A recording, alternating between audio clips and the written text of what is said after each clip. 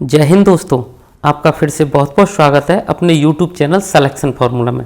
तो साथियों, जैसा कि आप स्क्रीन पर देख पा रहे हैं, आज के इस वीडियो में हम दक्षिण भारत के प्रमुख राजवंश राष्ट्रकूट वंश और चोल वंश, इन दोनों राजवंशों को एग्जाम के पॉइंट ऑफ व्यू से क्लियर करेंगे।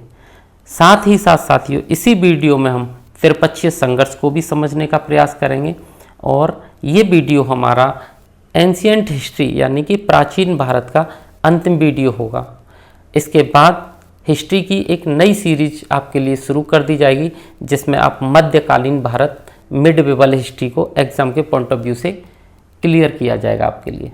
ठीक है साथियों, तो देर न करते हुए अपने वीडियो को शुरू करते हैं और दक्षिण भारत के राजवंश चोल वंश को सबसे पहले देखते हैं। तो ठीक है साथियों, आगे बढ़ते हैं। चोल वंश, इसको हम चोल साम्राज्य भी कह सकते हैं। सबसे पहले देखेंगे कि चोल साम्राज्य का संस्थापक कौन था, यानी कि पहला शासक कौन था। तो साथियों, इसका संस्थापक था विजयालय। तो चोल वंश का जो संस्थापक है वो विजयालय था। लेकिन आपको यहाँ एक चीज़ याद रखनी है कि जो विजयालय था ये सामंतों के रूप में ही शासक बना था, ये स्वतंत्र शासक नहीं था। ठीक है, इसके बाद अगला शासक बनता है आदित्य प्रथम। आदित्य प्रथम ने पल्लवों से युद्ध किया था। ठीक है साथियों, और इसने पल्लवों को पराजित कर दिया था और चोलों की स्वतंत्र सत्ता स्थापित की थी। इसलिए इसको आदित्य प्रथम को वास्तविक संस्थापक भी समझा जाता है। ठीक है, आदित्य प्रथम के बाद चोलों का अगला जो शासक है वो है परांतक प्रथम। परांतक प्रथम बहुत ही इंपॉर्टेंट है एग्जाम की दृष्टि से, आपको इसके बारे में कुछ फैक्ट जरूर याद रखने हैं। साथियों, इसका एक अभिलेख मिलता है, उसका नाम है उत्तर मेरूर अभिलेख। ये परांतक प्रथम का, परांतक फर्स्ट का अभिलेख है, उत्तर मेरूर अभिलेख। ठीक है, इसमें जानकारी मिलती है स्थानीय स्वशासन की, स्थानीय स्वशासन की जानकारी मिलती है उत्तर मेरूर अभिलेख से, जो कि परांतक प्रथम का है। अब क्या जानकारी मिलती है मैं आपको बता देता हूँ। इसमें जानकारी मिलती है उत्तर मेरूर अभिलेख में कि ब्राह्मणों को भूमि का अनुदान दिया जाता था, जिसके प्रशासनिक उत्तरदायित्वों का निर्वहन गांव स्वयं करता था। ठीक है साथियों, इस प्रकार का स्वशासन था। इस स्लाइड को थोड़ा सा इम्पोर्टेंट है, इसलिए जल्दी से एक बार रिपीट कर लेते हैं। तो चोल वंश का संस्थापक हो जाएगा विजयालय, और इसके बाद जो पहला राजा होगा वो होगा आदित्य प्रथम, पहला सम्राट। आदित्य प्रथम जो शासक है वो इसका वास्तविक संस्थापक भी माना जाता है, क्योंकि इसने स्वतंत्र सत्ता स्थापित की थी, इसने पल्लवों को पराजित किया था। ठीक है, इसके बाद आता है परांतक प्रथम। परांतक प्रथम का एक अभिलेख है उत्तर मेरूर अभिलेख। ठीक है साथियों, और इससे हमें स्थानीय स्वशासन की जानकारी मिलती है। स्थानीय स्वशासन की जानकारी में उत्तर मेरूर अभिलेख में क्या लिखा है कि ब्राह्मणों को भूमि का दान दिया जाता था, अनुदान दिया जाता था, और जिसके प्रशासनिक उत्तरदायित्व का जो निर्वहन है वो गांव स्वयं करता था। ठीक है साथियों, यहाँ आप इनका सिंबल देख सकते हैं। अब आगे बढ़ते हैं। अब किस प्रकार का उत्तर मेरूर अभिलेख में मिलता है, गांव का क्या वर्णन है, कैसा स्वशासन रहता है, वो भी देख लेते हैं। तो गांव को 30 भागों में विभाजित किया जाता था। 30 भाग होते थे, तो हर भाग का एक सदस्य होता था साथियों। तो 30 सदस्य हो गए, तो 30 सदस्यों की इस समिति को क्या कहते थे हम, सभा कहते थे या उर कहते थे। ठीक है, तो जो 30 सदस्यों की समिति होती थी इसे सभा या उर कहा जाता था।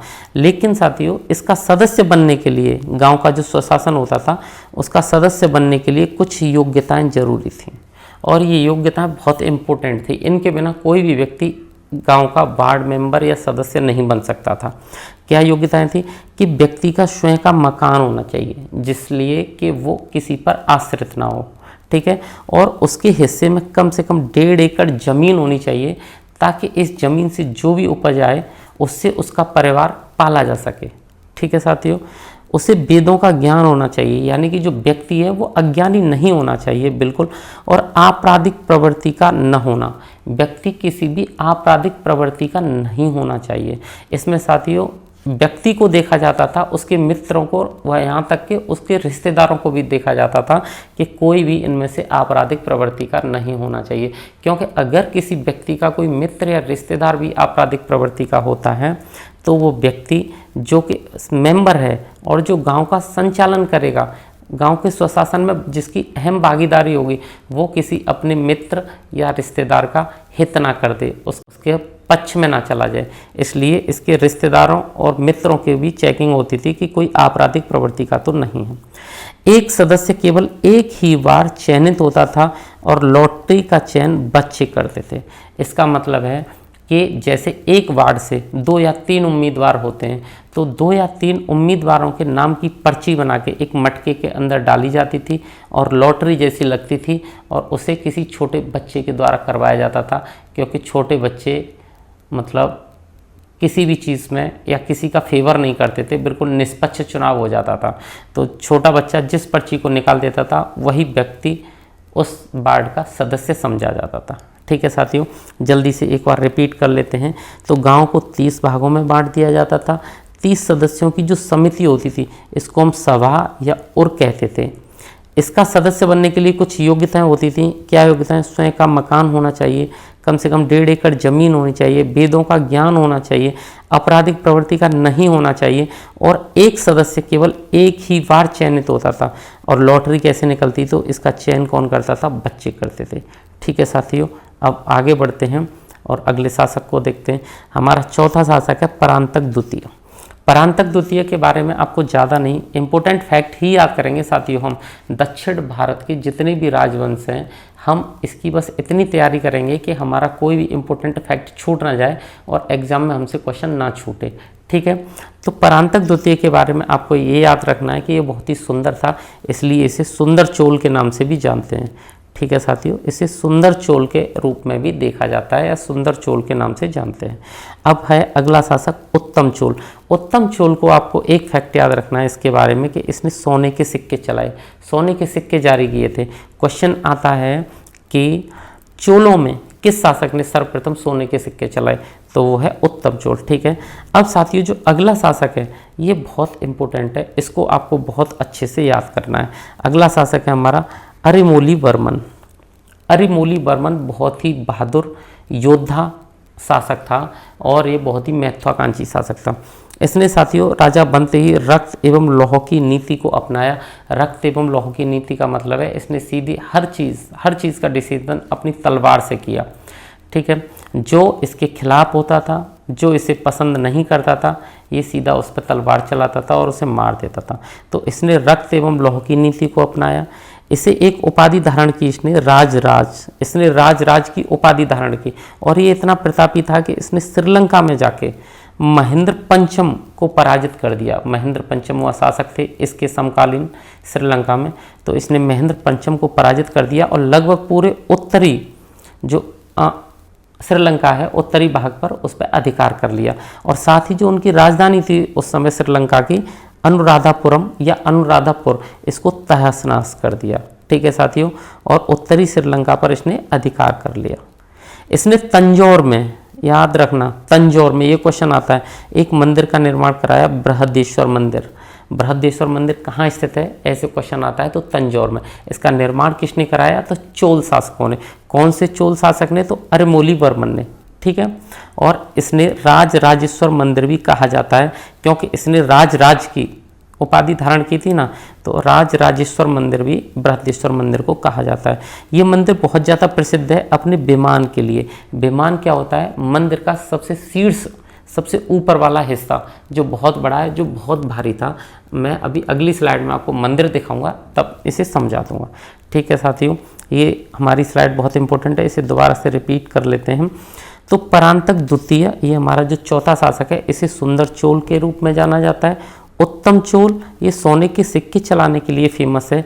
अरिमोली वर्मन ये बहुत ही महत्वाकांक्षी योद्धा और महान शासक है चोल वंश का। ठीक है, इसने रक्त एवं लौह की नीति को अपनाया। इसने एक उपाधि धारण की, राज की। इसने श्रीलंका के शासक महेंद्र पंचम पर आक्रमण किया और उसे पराजित किया और उसकी राजधानी उस समय अनुराधापुरम या अनुराधापुर को तहस नहस कर दिया।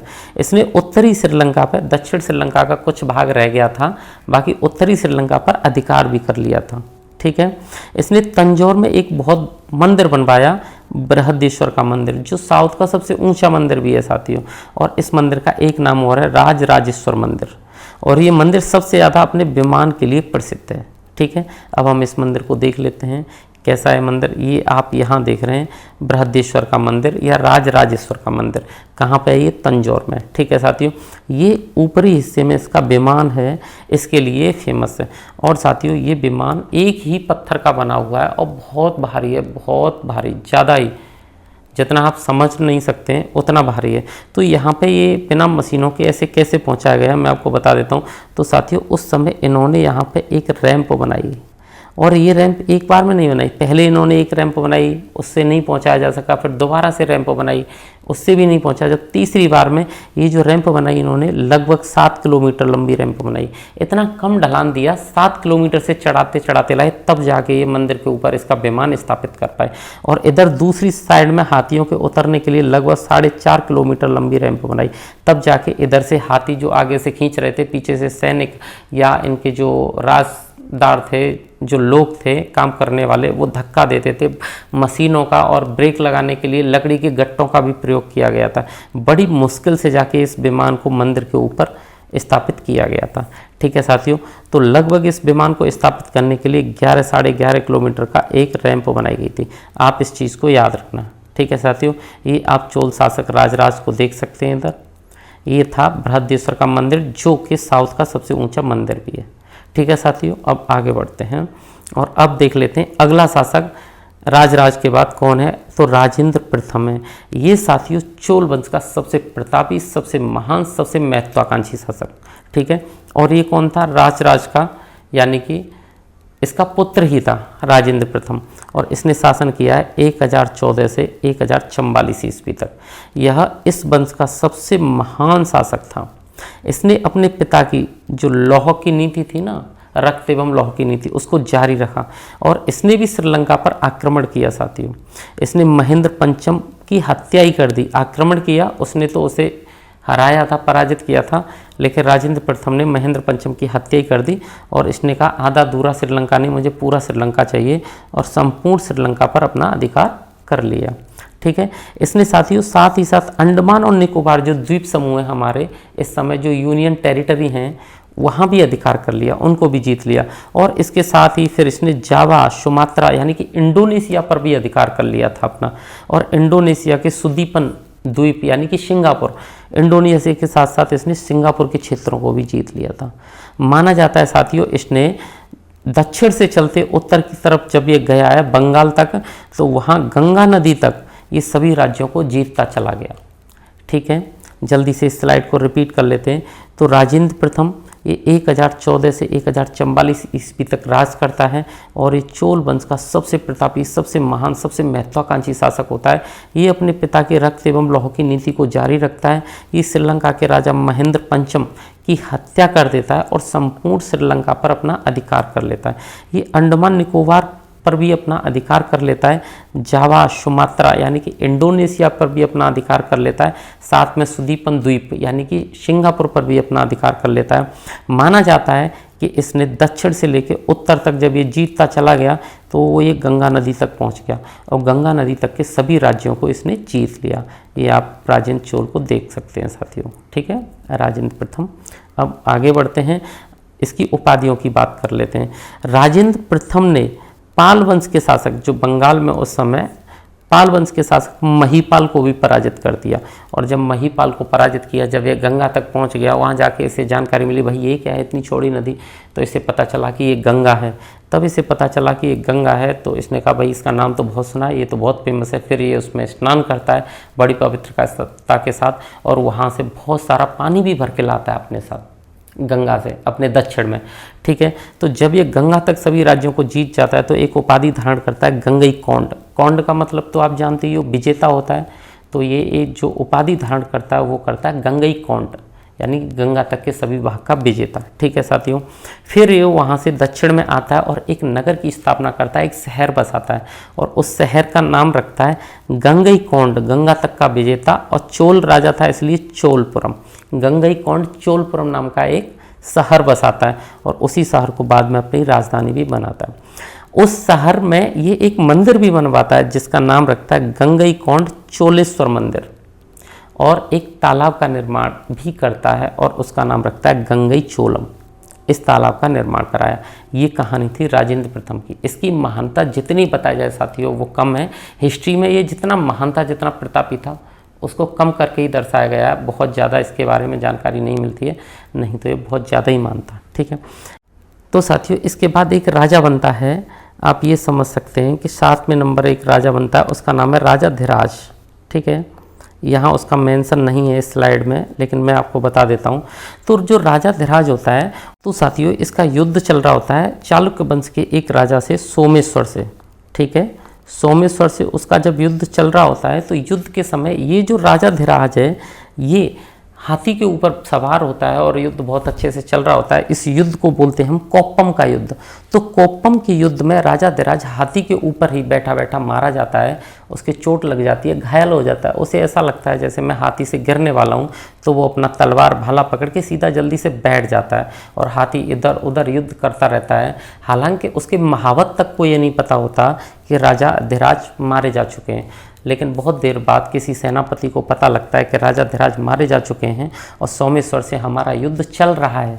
तो वो सेनापति जल्दी से, जो अगला उत्तराधिकारी था इनका, राजेंद्र द्वितीय, तो राजेंद्र द्वितीय को पकड़ के लाते हैं और चलते युद्ध में ही उसकी राजा बनने की घोषणा कर देते हैं कि अब हमारा जो अगला उत्तराधिकारी है, अगला राजा है, वो राजेंद्र सेकंड है।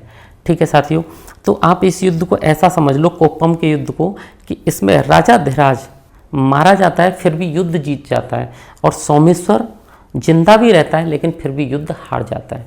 ठीक है साथियों, और राजेंद्र द्वितीय ये भी बहुत अच्छा सेनापति था, बहुत अच्छा लड़ाका था। इसका नाम सुनते ही सोमेश्वर की सेना इधर उधर भाग जाती है और राजेंद्र द्वितीय युद्ध को जीत जाता है। तो आगे बढ़ते हैं और ये समझ लेते हैं कि जो राजेंद्र द्वितीय है, इसका जो राज्याभिषेक है वो युद्ध के मैदान में हुआ था। कैसे हुआ था? कोप्पम के युद्ध में हुआ था। सोमेश्वर और राजा धीराज का युद्ध चल रहा था, राजा धीराज मारा गया था, तो इसे चलते युद्ध में ही राजा बना दिया गया था। ठीक है साथियों, अब अगला राजा है अधिराजेंद्र। अधिराजेंद्र के बारे में आपको एक फैक्ट याद रखना है कि ये चोल ऐसा शासक है, चोल शासक है ऐसा, जिसकी जनता ने ही मार मार के हत्या कर दी थी। ठीक है साथियों, अब बात करते हैं अगले शासक की। तो अगला शासक है कुलोतुंग। तो कुलोतुंग आप यहाँ देख सकते हैं, कुलोतुंग प्रथम, ये एक ऐसा शासक है कि ये पूरा शैव धर्म का कट्टर समर्थक था। ठीक है, भगवान शिव का कट्टर समर्थक था। तो इसने भगवान विष्णु की जो मूर्ति है उसको समुद्र में फेंकवा दिया था। ठीक है साथियों, जब ये राजा बना कुलोतुंग प्रथम, तो इसने अपने राज्य में खबर फैला दी कि सभी भगवान शिव के अनुयायी होंगे, उन्हीं की पूजा करेंगे और ऑफिशियली हम भगवान विष्णु की पूजा नहीं करने देंगे किसी को। लेकिन इन्हीं का एक मित्र था, ठीक है, वो भगवान विष्णु का अनुयायी था और उन्हीं की पूजा अर्चना करता था। तो जब ये राज्य में चेकिंग करवाता है कुलोतुंग कि भाई देख क्या कहीं कोई कर तो नहीं रहा, तो इसे सूचना मिलती है कि इन्हीं का मित्र, इन्हीं का दोस्त करवा रहा है। तो ये उसे मारते तो नहीं है, पकड़वा देते हैं और उसकी जो मूर्ति होती है उसे समुद्र में फेंकवा देते हैं, जिसकी वो पूजा अर्चना करते हैं। तो ये क्या करता है कुलोतुंग, भगवान विष्णु की मूर्ति को समुद्र में फेंकवा देता है। जल्दी से साथियों इस स्लाइड को एक बार रिपीट कर लेते हैं। तो राजेंद्र प्रथम पाल वंश के शासक किसको हराता है? महीपाल को हराता है, गंगईकोंड की उपाधि धारण करता है और एक नगर बसाता है गंगईकोंड चोलपुरम। एक मंदिर का निर्माण कराता है राजेंद्र प्रथम, गंगईकोंड चोलेश्वर मंदिर। एक तालाब का भी निर्माण करवाता है, गंगई चोलम। ठीक है साथियों, इसके बाद जो अगला शासक होता है वो होता है राजा धीराज। और राजा धीराज की युद्ध के समय ही हाथी के ऊपर बैठे बैठे मृत्यु हो जाती है। युद्ध किसके साथ चल रहा था? राजा धीराज का सोमेश्वर के साथ चल रहा था। कौन सा युद्ध था? तो कोप्पम का युद्ध था। तो कोप्पम के युद्ध में राजा धीराज हाथी के ऊपर बैठे बैठे ही मारे जाते हैं और चलते युद्ध में ही जो राजेंद्र द्वितीय है इनका राज्याभिषेक कर दिया जाता है और इस युद्ध को राजेंद्र द्वितीय जीत जाता है, सोमेश्वर इस युद्ध को हार जाता है। ठीक है, अगला राजा बनता है अधिराजेंद्र। और अधिराजेंद्र के बारे में याद रखना है कि जनता इसकी हत्या कर देती है। अगला राजा है कुलोतुंग। कुलोतुंग क्या करता है? भगवान शिव का अनुयायी होता है और ये भगवान विष्णु की किसी को पूजा नहीं करने देता, भगवान विष्णु की मूर्ति को समुद्र में फेंकवा देता है। ठीक है साथियों, ये आपने चोल साम्राज्य को अच्छे से समझ लिया है। अब आगे बढ़ते हैं। अब समझ लेते हैं चोल शासकों की विशेषताएं। इनकी विशेषताएं क्या थी? वैसे तो हम इनको पढ़ चुके हैं, साम्राज्य के साथ, लेकिन यहाँ एक बार पढ़ लेते हैं। तो चोल साम्राज्य की जो सबसे बड़ी विशेषता वो है स्थानीय स्वशासन। कैसे होता था, हम देख चुके हैं कि एक गांव होता था, ग्रामीण लेवल पे ही स्थानीय स्वशासन चलता था। गांव में 30 वार्ड बना दिए जाते थे, 30 हिस्सों में गांव को बांट दिया जाता था। हर हिस्से का एक सदस्य होता था और 30 सदस्यों को जो समिति होती थी, इसको सभा या उर कहा जाता था। ठीक है साथियों, ये था, हम देख चुके हैं। चोलों की विशाल नौसेना के कारण बंगाल की खाड़ी को चोलों की झील कहा जाता है। साथियों, चोल शासकों की जो नेवी थी वो इतनी अच्छी थी, इतनी स्ट्रांग थी कि जब नेवी इनकी खड़ी हो जाती थी चारों तरफ, तो पूरे बे ऑफ बंगाल को घेर लेती थी। इसलिए इस बे ऑफ बंगाल को, बंगाल की खाड़ी को चोलों की झील कहा जाता है। ठीक है। चोल शासकों ने शैव धर्म को संरक्षण प्रदान किया। नटराज की मूर्ति, आप जानते हैं नटराज की मूर्ति कैसी होती है, इसी समय बनना आरंभ हुई थी चोलों के समय में। ठीक है। चोलों की राजधानी तंजौर या तंजावुर थी। ठीक है साथियों, जल्दी से इसे भी रिपीट कर लेते हैं।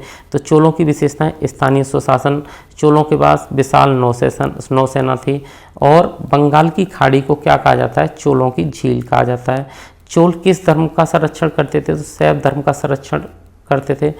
ठीक है। नटराज की मूर्ति कब बनना शुरू हुई, तो चोलों के समय में बनना शुरू हुई। चोलों की राजधानी क्या थी, तंजौर या तंजावुर थी। अब हमारा चोल साम्राज्य यहाँ पे फिनिश होता है। अब आगे बढ़ते हैं और अब देखते हैं त्रिपक्षीय संघर्ष। त्रिपक्षीय संघर्ष के बारे में जान लेते हैं। तो साथियों, सबसे पहले मैप पर चलते हैं। इधर मैप पर देख लीजिए, आप यहाँ एक जगह देख रहे हैं कन्नौज। अब ये कन्नौज क्या है, तो आपने देखा था जब हम उत्तर भारत का इतिहास पढ़ रहे थे तो उसमें हमने हर्षवर्धन को पढ़ा था। तो हर्षवर्धन जब अपनी बहन की रक्षा, राजश्री की रक्षा के लिए कन्नौज आता है और अपनी थानेश्वर से राजधानी कन्नौज में ट्रांसफ़र कर लेता है, कन्नौज को अपनी राजधानी बना लेता है। लेकिन हर्षवर्धन के कोई संतान नहीं थे। हर्षवर्धन की मृत्यु के बाद कन्नौज पर क्या युद्ध होते हैं सभी राजाओं में, वहाँ की राजनीतिक अस्थिरता आ जाती है, वहाँ शून्यता आ जाती है। सब राजा कन्नौज पर अधिकार करना चाहते हैं। तो उसी समय की बात है, हमारे उत्तर भारत में दिल्ली बाद में हुई है। सबसे पहले मगध था सबसे अच्छी राजधानी और सबसे प्रसिद्ध राजधानी, बाद में कन्नौज हो गई हर्षवर्धन के समय से, और फिर बाद में जब हम मध्य भारत की तरफ जाएंगे तो दिल्ली। ये तीन ही प्रमुख स्थान हैं। तो उसमें से अब हम बात कर रहे हैं कन्नौज की। तो साथियों, कन्नौज को जीतने के लिए गुजरात और राजस्थान से प्रतिहार वंश आता है, और बंगाल की तरफ से पाल वंश आता है, और साउथ से राष्ट्रकूट आते हैं। तो राष्ट्रकूट, पाल, प्रतिहार, इनके बीच में क्या होता है, संघर्ष होता है। तीन पक्ष हैं, तीन टीमें, और इन तीन पक्षों के बीच में संघर्ष होता है, इसलिए युद्ध होता है। उस युद्ध का नाम होता है त्रिपक्षीय संघर्ष। ठीक है साथियों, तो त्रिपक्षीय संघर्ष को समझ लेते हैं। हर्षवर्धन की मृत्यु के पश्चात कन्नौज में राजनीतिक शून्यता आ गई थी।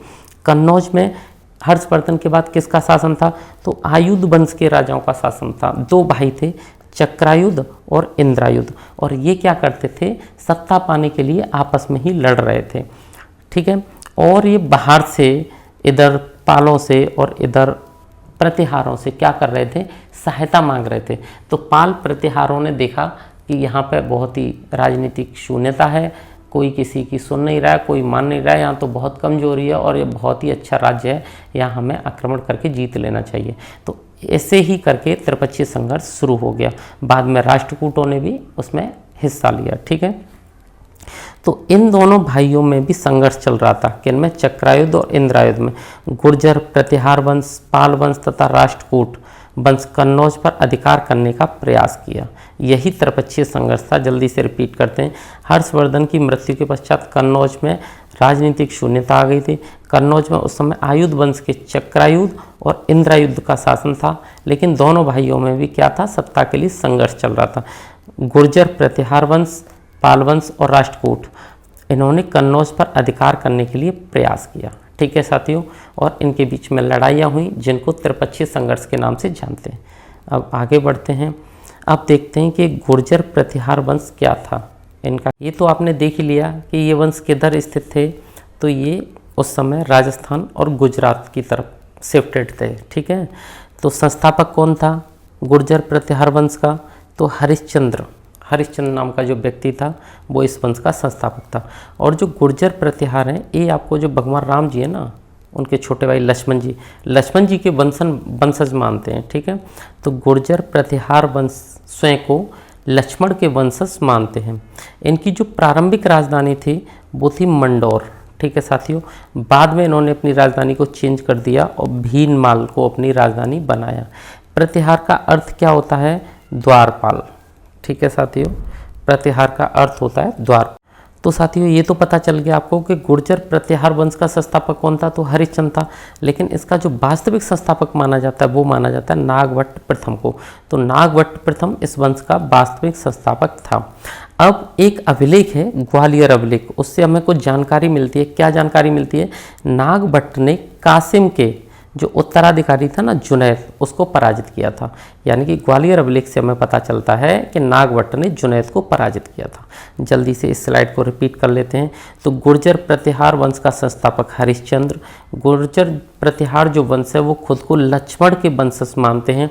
इनकी प्रारंभिक राजधानी मंडौर थी और बाद में इन्होंने अपनी राजधानी भीनमाल को बनाया। प्रतिहार का अर्थ होता है द्वारपाल।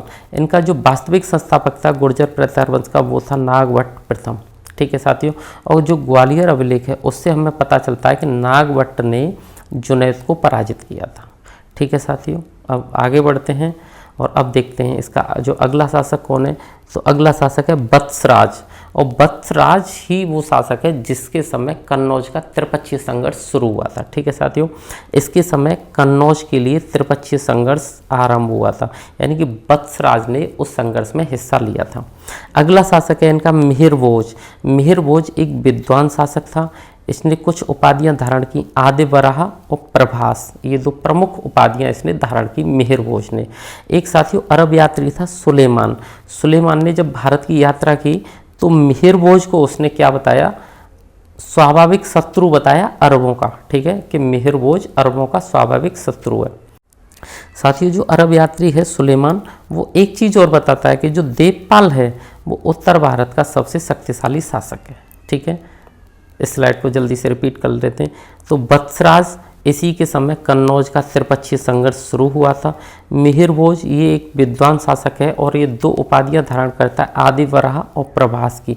एक साथियों अरब यात्री होता है सुलेमान, उसने भारत की यात्रा की थी मिहिरभोज के समय और उसने मिहिरभोज के बारे में लिखा था कि जो मिहिरभोज है वो अरबों का स्वाभाविक शत्रु है। ठीक है, सुलेमान एक चीज़ और बताता है कि जो देवपाल है वो उत्तर भारत का उस समय का सबसे शक्तिशाली शासक है। ठीक है साथियों, आगे बढ़ते हैं। अब महेंद्रपाल के बारे में जान लेते हैं। महेंद्रपाल के बारे में कोई ज़्यादा इम्पोर्टेंट फैक्ट है नहीं, लेकिन इसके दरबारी जो कवि हैं गुरु राजशेखर, उनके बारे में आपको ज़रूर याद रखना है। उनकी जो रचनाएं हैं वो पूछ ली जाती हैं। तो महेंद्रपाल के जो दरबारी कवि थे वो थे गुरु राजशेखर और इनकी कुछ प्रमुख पुस्तकें हैं काव्य मीमांसा, विशाल भंजिका, कर्पूर मंजरी, हर विलास और बाल रामायण। ये जो कुछ पुस्तकें हैं राजशेखर की वो बहुत ही इंपॉर्टेंट है, आप इनको जरूर याद कर लेना। साथियों अगला शासक होता है यशपाल और यशपाल गुर्जर प्रतिहार वंश का अंतिम शासक था, आपको ये याद रखना है। जल्दी से इस स्लाइड को रिपीट कर लेते हैं। महेंद्रपाल के एक दरबारी कवि थे गुरु राजशेखर और गुरु राजशेखर की कुछ प्रमुख पुस्तकें हैं काव्य मीमांसा, विशाल भंजिका, कर्पूर मंजरी, हर विलास, बाल रामायण। ठीक है साथियों, महेंद्रपाल के बाद जो अगला शासक होता है वो होता है यशपाल और यशपाल इस वंश का गुर्जर प्रतिहार वंश का अंतिम शासक था। अब हमने गुर्जर प्रतिहार वंश को एकदम क्लियर कर लिया है। आगे बढ़ते हैं और अब पढ़ते हैं राष्ट्रकूट वंश। ये वंश भी बहुत इंपॉर्टेंट है, यहाँ से भी क्वेश्चन एग्जाम में देखने को मिल सकता है। ठीक है साथियों, तो ये साउथ में था, आपको पता ही है। तो राष्ट्रकूट का संस्थापक कौन था? दंती दुर्ग इसका संस्थापक था। ठीक है साथियों, और राष्ट्रकूटों की राजधानी क्या थी? तो मान्यखेत राष्ट्रकूटों की राजधानी थी। इसका जो प्रमुख शासक था पहला वो था कृष्ण प्रथम ने क्या कराया था साथियों? एलोरा का जो कैलाश मंदिर है इसका निर्माण कराया था और राष्ट्रकूट शासकों ने ही एलोरा की जो 34 गुफाएं हैं इनका निर्माण कराया था, जो कि जैन, बौद्ध और हिंदू तीनों का केंद्र है। ठीक है साथियों, तो जल्दी से इस स्लाइड को रिपीट कर लेते हैं। राष्ट्रकूट वंश, इसका संस्थापक है दंती दुर्ग और राजधानी है मान्यखेत। सबसे पहला जो प्रथम अच्छा शासक है वो है कृष्ण प्रथम, और कृष्ण प्रथम ने क्या काम किया है, एलोरा के कैलाश मंदिर का निर्माण कराया है और एलोरा की 34 गुफाओं का भी निर्माण कराता है, जो कि केंद्र हैं बौद्ध धर्म का, हिंदू धर्म का और जैन धर्म का। ठीक है साथियों, यहाँ आप राष्ट्रकूट वंश को देख सकते हैं मैप पर।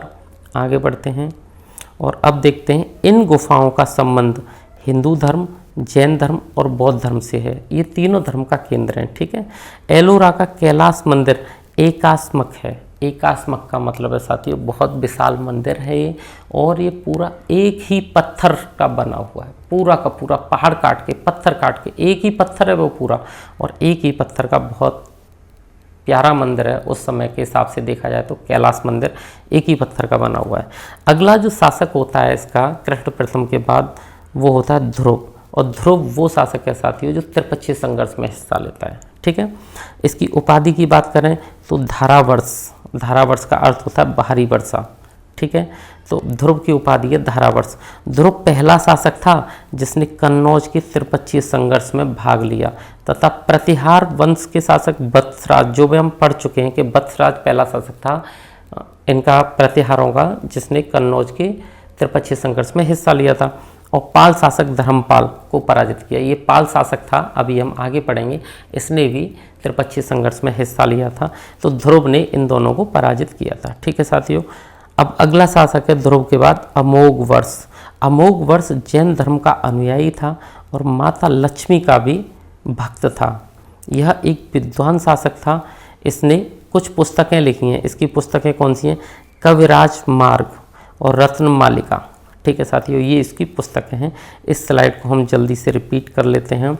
जो 34 गुफाएं हैं कैलाश की एलोरा के अंदर, वो हिंदू धर्म, जैन धर्म और बौद्ध धर्म से संबंध रखती हैं।